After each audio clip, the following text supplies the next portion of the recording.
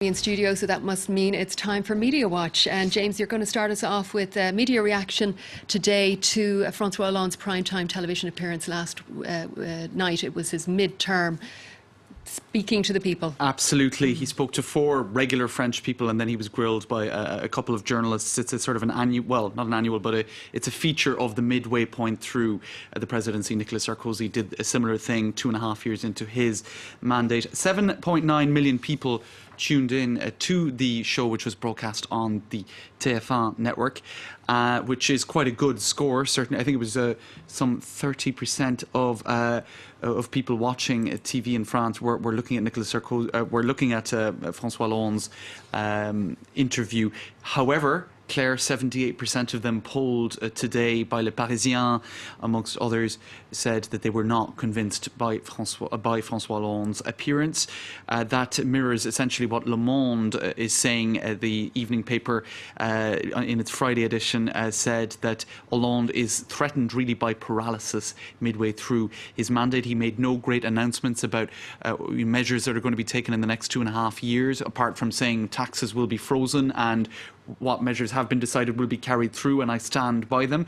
They also said that they were not convinced by François Hollande. The left-leaning daily Libération said, led on their front page with a quote from François Hollande, "I decided everything." He certainly was trying to give the impression that he is very much in charge of the decisions that have been taken and is captain of the ship, so to speak. Meanwhile, the right-leaning daily Le Figaro says, again, he has failed, another failure, so that's perhaps not surprising. I have to say, I saw the television interview and I thought he did a pretty good job, but supposed to have been quite robust in his delivery. That's right, but I'm not French, and clearly French people seem to not think the same, Claire. Just one detail, I suppose maybe it's an anecdote, but I thought it was pretty interesting. The son of Valérie Trierweiler tweeted throughout the evening. Now let me just refresh that page because we can't really see it very clearly, but the interview actually opened with questions about his private life, and indeed 2 of his tweets in the evening were a reference to the debacle with Valérie Trierweiler. There was an infamous tweet that you can see it there. For some reason it's not coming up in the format of a tweet, but all of my support to François Hollande, who has fought alongside the French for all of these years in a disinterested, I suppose, engagement. Now that is exactly the format of the tweet that was published by Valérie Trierweiler just weeks into the presidency, which caused an earthquake, a political earthquake, because she gave her support to the opponent of Ségolène Royal, who is François Hollande's ex.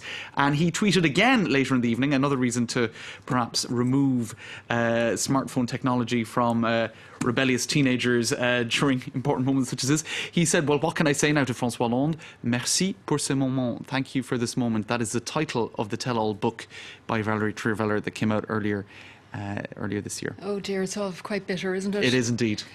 James, we're going to move on now to Nicolas Sarkozy, and a new book out purports to show his insights or tell his insights on other French politicians, and it's causing a stir. That's right, speaking of tell-all books, but he didn't pen this one, it was penned about him, and the book is called This Is Between Us, A, and of course that's an ironic title because these are supposedly utterances that he made over coffee or a glass of wine to people that were never meant to appear in a book. So he said of Marine Le Pen that she is a butch removal man.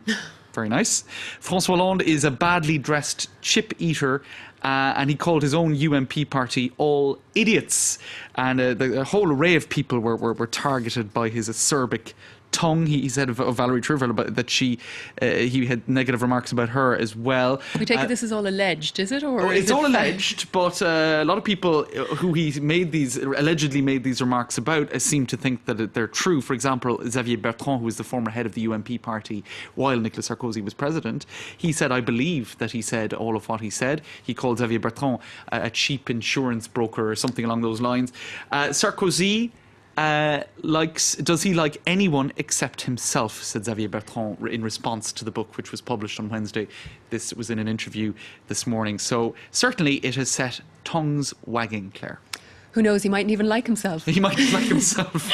James, finally, the 25th anniversary of the fall of the Berlin Wall. Obviously, that's causing a stir online. Well, it's manna for heaven for the interactive media section of websites, because what you have is a whole load of interactive sort of graphics here where you can scroll back and forth the Berlin Wall as it appeared, the Brandenburg Gate, of course, as it appears today and as it appeared on the 9th or 10th of November 1989. On Sunday, of course, it will be 25 years. So you have a whole series of images such as that showing the way in which Berlin, the face of Berlin, has changed. That is John F. Kennedy's speech on June 26, 1963. So that's on the Huffington Post's website, and The Guardian has done something similar. If you scroll down and click on each photo, it gives you a sense of how much the landscape of the city has changed in 25 or more years, depending on the photo.